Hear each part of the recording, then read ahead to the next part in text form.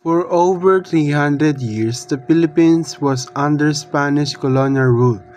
It was a time of oppression, injustice, and fear, when native Filipinos had a little control over their land, their fate, and even their lives. In society, controlled by friars and guarded by civil guards, dissent was dangerous.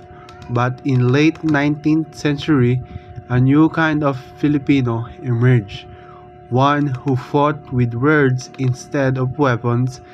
One of the brightest among them was a man named Jose Rizal. Born in Calamba, Laguna in 1861, Rizal was a brilliant writer, doctor, and patriot. He traveled to Europe, where he witnessed freedom, justice, and democracy. Inspired, he began to dream of a better Philippines, one that could stand on its own, proud and free. He knew the risks, and yet he came back home, not to wage war, but to guide his people. What followed was a final chapter filled with sacrifice, sorrow, and glory. December 30, 1896, a day the Philippines would never forget. It marked the fall of national hero and the rise of revolution. But before the gunfire at Bagumbayan, there was a journey, a story of exile, injustice, and ultimate sacrifice. The story of Jose Rizal's final days.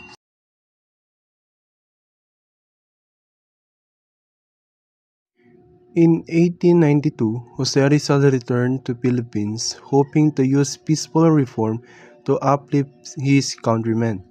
Instead, the Spanish colonial government saw him as a threat.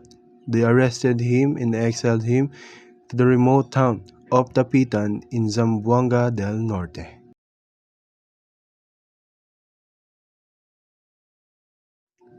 In Dapitan, Rizal did not wallow in despair.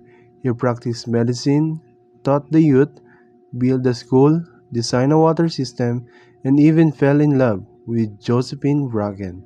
He exiled though a punishment, he became a time of quiet heroism. But the history had other plans. In 1896, the Katipunan, a secret revolutionary society, launched a rebellion against Spain. Although Rizal had no direct involvement, he was accused of inspiring the uprising through his writings. Because of this, Rizal was arrested once again.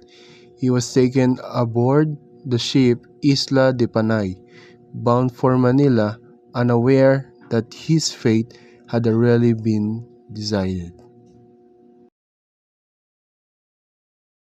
Upon arrival, Rizal was imprisoned at Fort Santiago.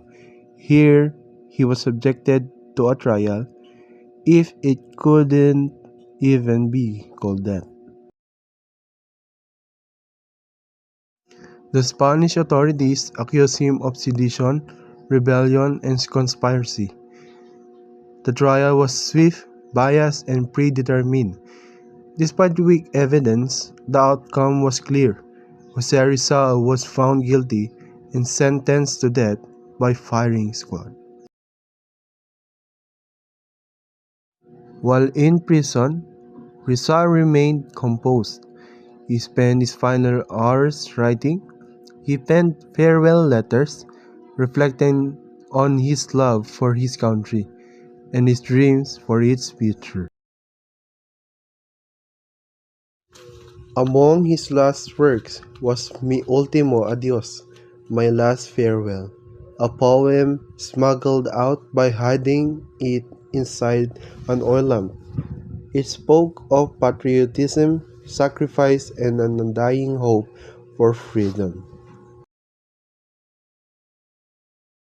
At dawn, on December 30, 1896, Rizal was led from his cell to Bagong Bayan Field, now known as Luneta Park. He refused a blindfold, standing tall and proud. As the command was given, a volley of shots rang out.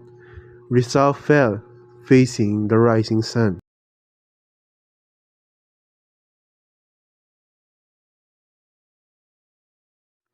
His death ignited the flames of Philippine Revolution even farther. Far silencing him, the Spaniard had made Rizal a martyr and an immortal symbol of the Filipino spirit.